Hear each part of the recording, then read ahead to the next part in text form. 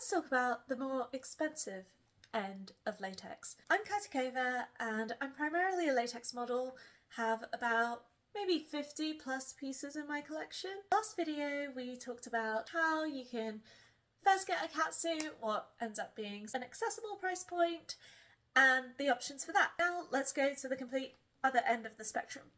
One brand that immediately came to mind with this question was Vex Clothing. I have a few pieces that I've been keeping an eye on from them. There is this one leopard print catsuit that I think is just fantastically over the top.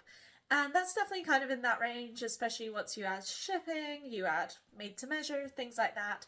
It ends up about in the $1,000 range. Another brand that would frequently get brought up in this sort of discussion is Fantastic Rubber.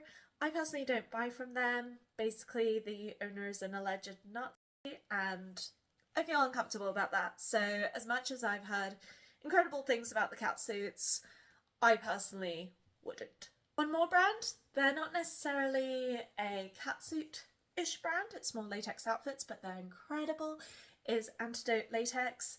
I've been watching their stuff for ages and honestly just like thirsting over it. So maybe one day. Finally, I think with one of the biggest couture sort of latex manufacturers, it would be Atsuko Kudo. They make beautiful pieces, especially I love the dresses. And one of the really particularly special things about them is they're basically the only manufacturer that makes their own gloves that are glued rather than molded. So they are like $300 for a pair of gloves, but they are incredible. These would be all my sort of bucket list latex pieces besides Fantastic Rubber. Let me know any other favourite brands in the comments because maybe I'm missing some.